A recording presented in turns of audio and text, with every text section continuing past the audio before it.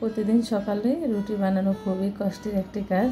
তা আমরা যদি একদিন রুটি বানিয়ে পুরো সপ্তাহ পুরো মাস ধরে রেখে খেতে পারি তাহলে তো খুবই ভালো। আর যে আপুরা চাকরি করেন তাদের জন্য তো খুবই কষ্টের প্রতিদিন সকালে রুটি বানানো।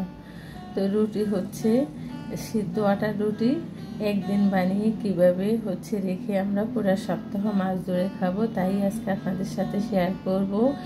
রুটি খুবই সুন্দরভাবে ফুলবে, আর পরোটা যদি তৈরি করি আমরা পরোটাও খুবই সুন্দর হবে। কারণ এই সিদ্ধ আটার পরোটা আমার কাছে তো খুবই ভালো লাগে, আমার বাচ্চারাও খুবই পছন্দ করে। সিদ্ধ আটার পরোটা খেতে খুবই ভালো লাগে, একবারে মুচমুচে হয়, অনেক সময় ধরে সফট থাকে, শক্ত হয় না। তো ভিডিওটি না টেনে পুরোটা দেখার অনুরোধ রইল।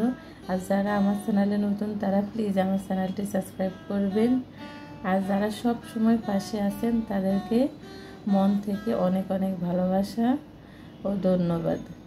আসসালামু আলাইকুম। আশা করি আল্লাহর রহমতে সবাই ভালো আছেন। তা আমি চুলার মধ্যে অনেকগুলো পানি বসিয়ে দিয়েছি, যেহেতু আমি এক সপ্তাহ রুটি একসাথে তৈরি করব।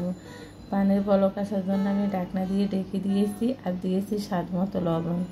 বলক আসার পরে এখন আমি আটা দিয়ে দিচ্ছি। আপনাদের পানি কতখানি দিবেন ওই আন্দাজে আটা দিতে হবে। আমার এখানে আমি 1 কেজি আটার কাই কেড়ে নিয়েছি। এই সময় চুলাটা একবারে আমি লো হিটে করে দিয়েছি। আমি চুলা বন্ধ করে উঠিয়ে রেখে দিব একটু ঠান্ডা হওয়ার জন্য। একবারে গরম গরম মরলে হাত পুড়ে যাবে। তো একটু ঠান্ডা হওয়ার পরে এখন আমি কাইগুলো মলে নেব। আমি পানিতে হাত চুবিয়ে চুবিয়ে কাইগুলো মলে নিচ্ছি।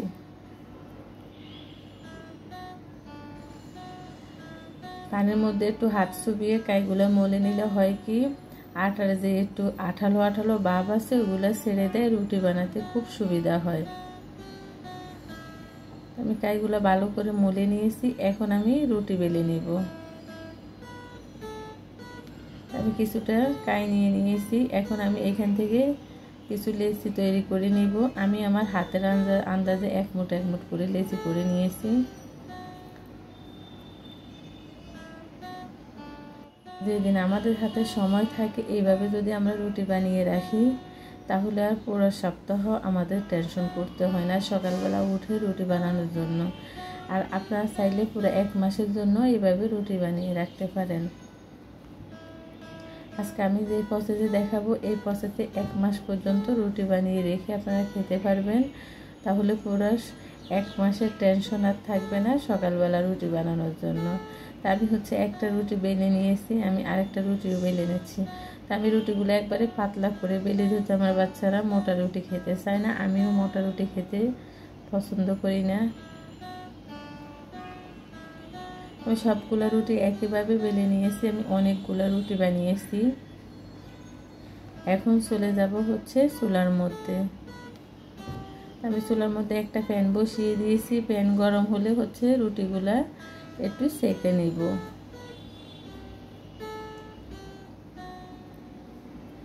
হালকা শুধু আমাদেরকে এই পাশ ওই পাশ করে সেঁকে নিলেই হবে। আমি ভিডিওর প্রথমে যেভাবে দেখিয়েছি রুটিগুলো একবারে ফুলকো হয়, এইভাবে রুটিগুলো সেঁকে যদি আমরা রেখে দিই, শুধু যখন আমাদের সকালবেলা রুটি সেঁকবো তখন বের করে সেঁকে নেব, ওইভাবে ফুলকো আর একবারে সফট হবে রুটিগুলা। আমি সবগুলো রুটি একইভাবে সেঁকে নিব। সেঁকে আমরা একটা সুতির কাপড়ের উপরে রাখবো, তাহলে রুটিগুলা গেমে যাবে না। আমিও রুটিগুলা সেঁকে একটা সুতির কাপড়ের উপরে মেলে রাখতেছি। আমি একইভাবে সবগুলো রুটি এভাবে সেঁকে নিব।